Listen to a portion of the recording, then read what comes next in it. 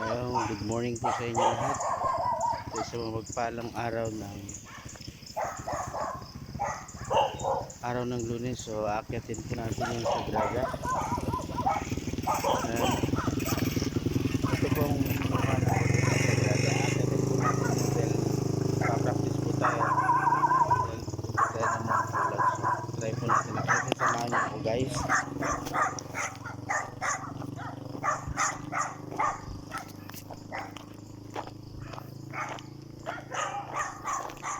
Ito po ang Sagrada ang Pilipinas.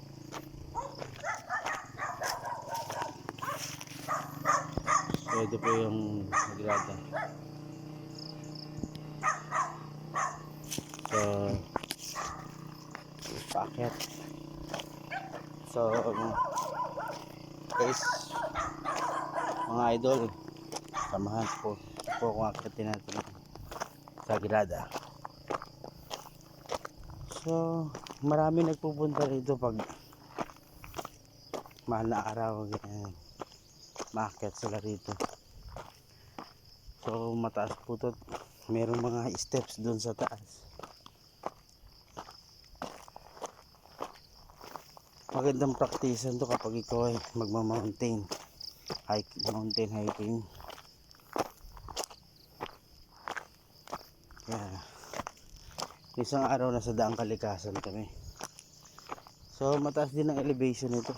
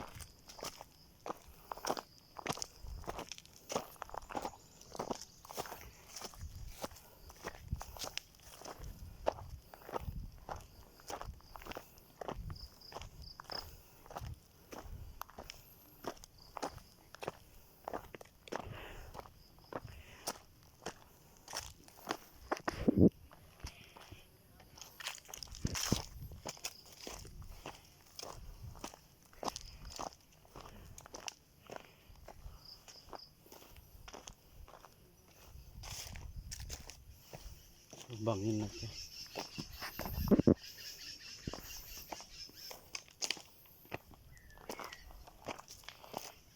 Bangin.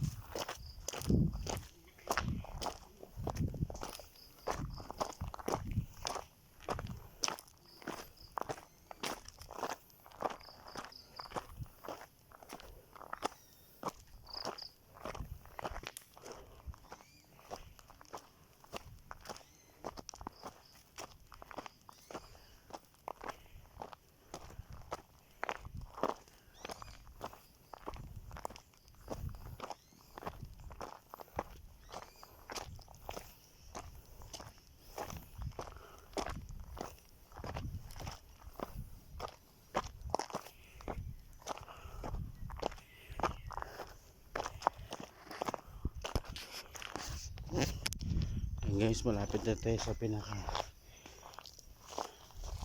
entrance.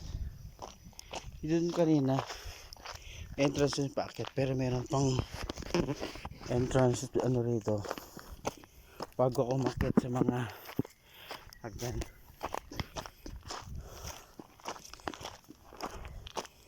Kumbaga may pavilion dito para sa mga umakyat sa taas, yung pahingahan.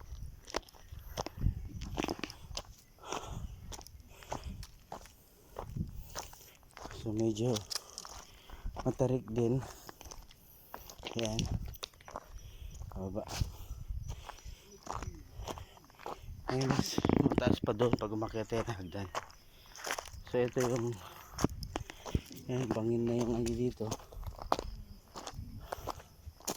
So andito na tayo sa entrance papunta paakyat to sa mga hagdan.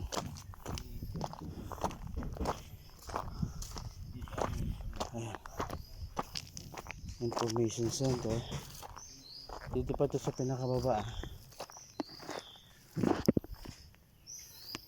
Ito yung mayroong mga cottage dito. Ayan.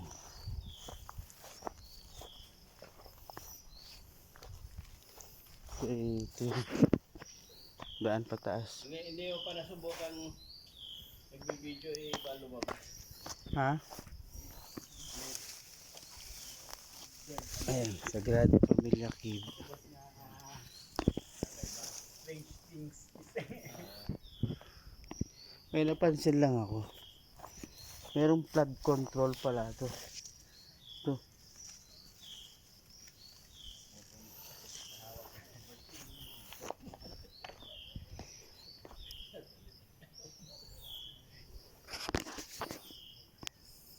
So aakyat na tayo pero may napansin lang talaga ako. Ayan, DPWH.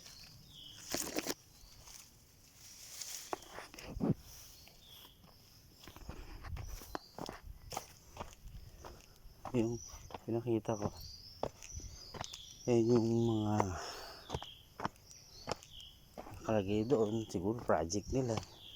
Pero ito, ano kaya na bago? Tingog, DPWH.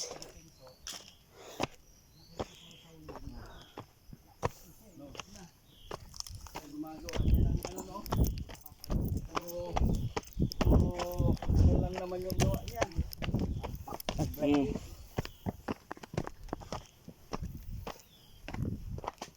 Sina Anjo Iliana. Oo, so si Anjo. Gumagawa ng ingay. At nalang gawin nilang issue, wala naman na sila. Taling pamayo. Iliana.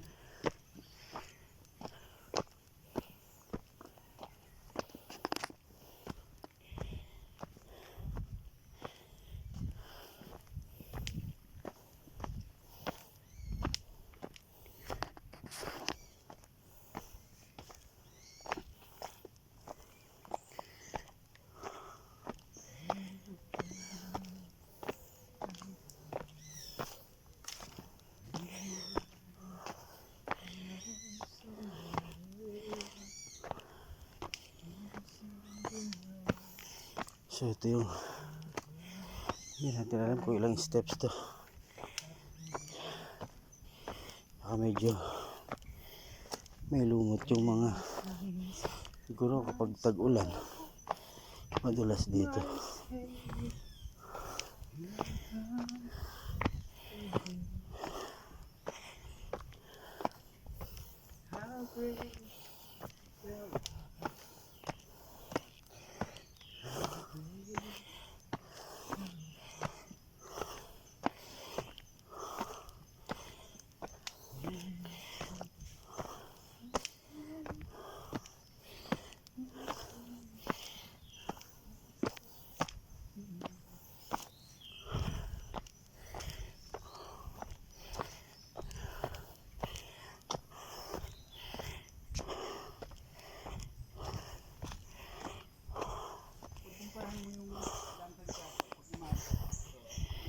Pangin ito. Dahil pantay siya eh. Oo, pantay. Dito yung pag mo, ano eh.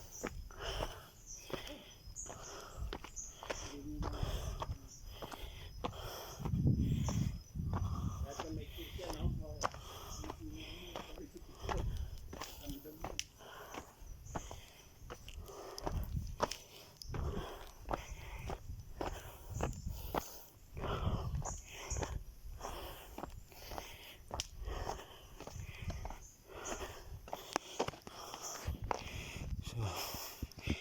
Saan ka pa?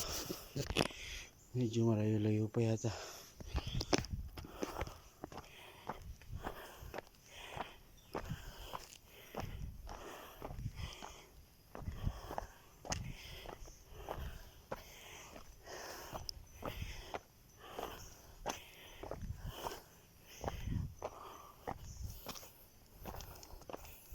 number kay ano?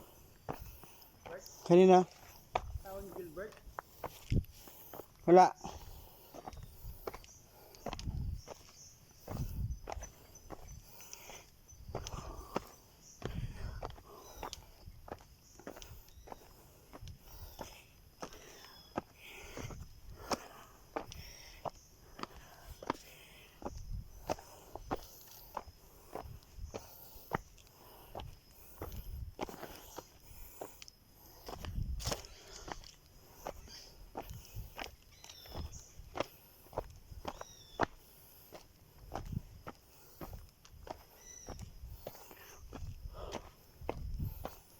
So ito guys, mahirap umakyat dito na nag-iisa lang kasi nga masyadong tahimik.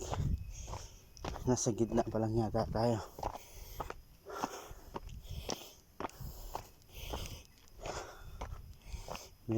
Ngayon ay December 8, 2025.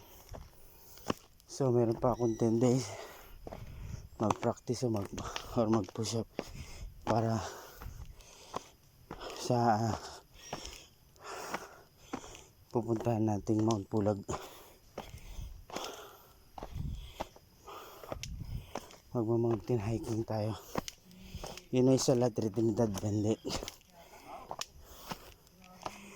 Subukan natin akitin ng Mount Pulag.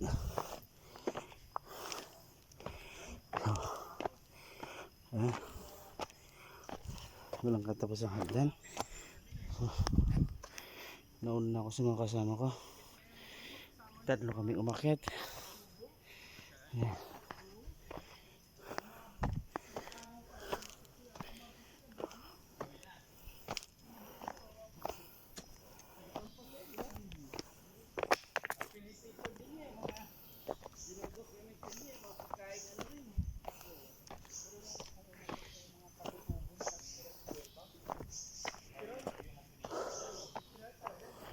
Medyo matarik talaga.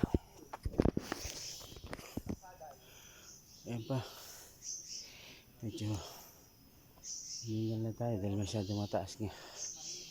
At bukod sa maraming step ay bato-bato. Bato-bato pa yung dadaanan mo. Ibang matatalim na bato. So kailangan dito matibay yung sapatos mo. Hindi ko na kalimutang itali nga. So tuloy natin guys. Walang problema. Walang problema. Oo. Ano? Walang problema. Ano, ibig sabihin remote, wala kang sakit na ulo sa mga ano. Kasi doon, mag-okay lang sila, marot drop. Oo. Marot drop, saka yung mga mga prutas. Saka hindi sila nagtatrabaho. Oo. Hindi sila nagtatay. Pero yung mga nagtatrabaho, parang bundok, nagtatanim sila. Oo, yun. Parang mga baba. Mga baba, hagilap, ipak na nila sa kuweba nila.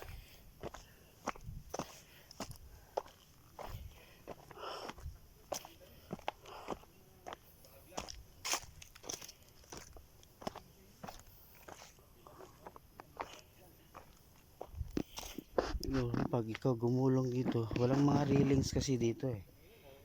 Pag ikaw nahulog dito, sigurado diretso ka pababa. Kasi walang barrier. Yan sana ang magandang nilagyan, ginawa nila ng project.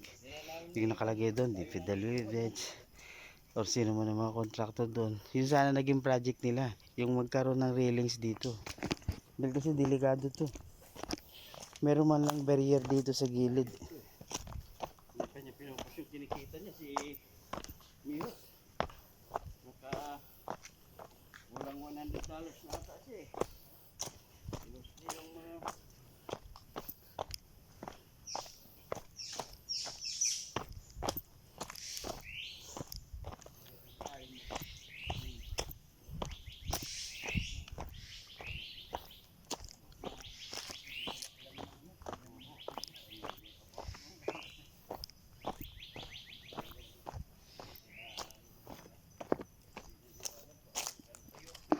Yan, nakita nyo yan?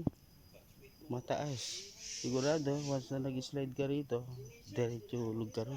Doon ka pupulutin sa baba sa pinagkakita natin. Ganyan po katarik dito sa Sagrada. Sagrada Cave. So, meron malapit na tayo sa view deck. Natatanaw ko yung view deck.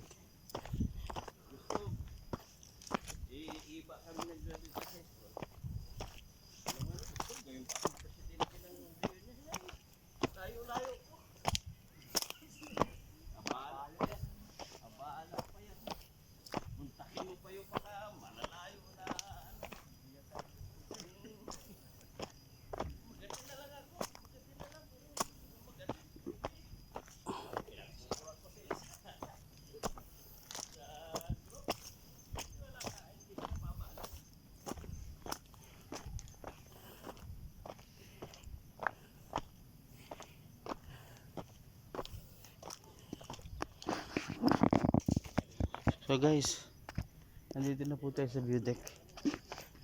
So, ito yung view deck. Ayan. So, okay din natin. Actually, meron pang daan papunta ron. Andun yung Santo Niño na bilhan na pupuntahan natin. Pero, akit muna tayo sa view deck. Akit tayo rito? Marating natin yung summit. So, ito yung view deck.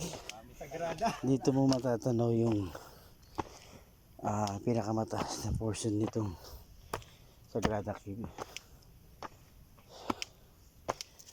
So ito siya, mayroon siyang ano, taan natin yung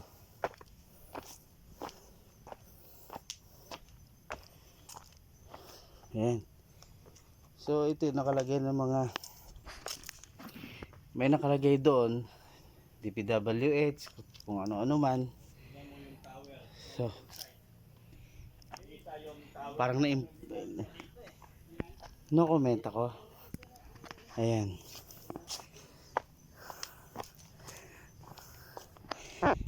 At pinakita ko lang sa inyo sa Sagrada Cave, pero so matagal na. So ito yung itsura niya. Sinasabi nilang tourist spot, pero ayan. Tingnan nyo. Kayo na lang pong ang tumingin. Ayan, akit po tayo rito. So actually talagang magandang tourist spot talaga to. Kaso lang talagang medyo walang nagka-interest na improve. Pwede sanang gawing galaan. Dati nung punta kami rito, buo-buo pa to. Ngayon, wala, delikado na. Nakakatakot na. Makalulusot na ako rito. Ayan. Ayan, matatanaw nyo dyan yung buong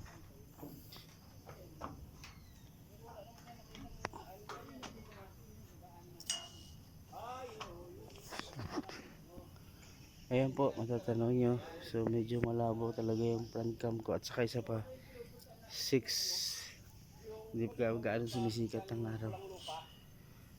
Medyo maaga pa, kaya may mga pagi. So ayan po yung lugar. Ayan, matatanaw nyo. Ayun yung inakyatan natin. Ayun yung karsada. Matatanaw nyo yung karsada. Hindi ko ma-zoom eh, kasi nga medyo nakakapit ako rito. Saka medyo parang delikado ng apakan. Wala talaga, hindi na bago. Ang ganda sana. Ayan.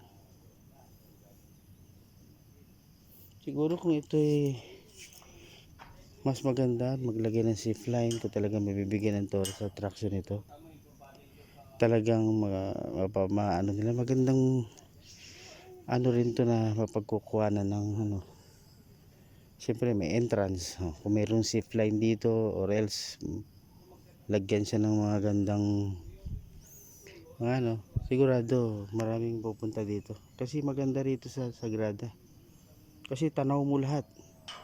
Maganda mag sightseeing, dagat, ayan. Ayan, kaya lang kung pupunta kayo rito, medyo delikado na talaga kung makakakit kayo rito. Dahil marurupok na. Kailangan naapa kayo sa angle bar.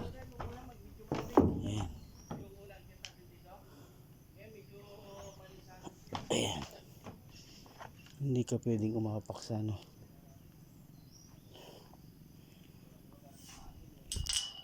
Oops. Wala na, kasama ko umakyat. Ayun, dito pala. Dito pala, may butas pala.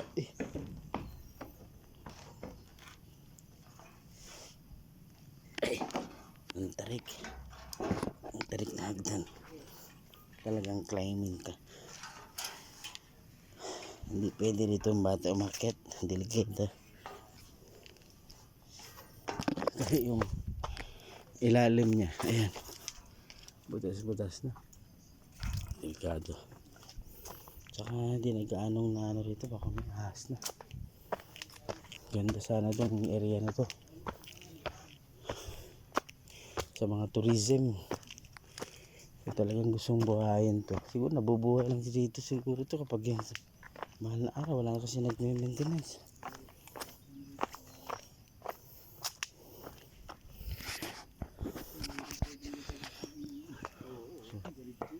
Ayun yung dalawang kasama ko, medyo Pala, may backdoor pala siya. Makikasok ka dito. nag Oh, merong hindi ka na babalik doon. Hindi ka na babalik doon.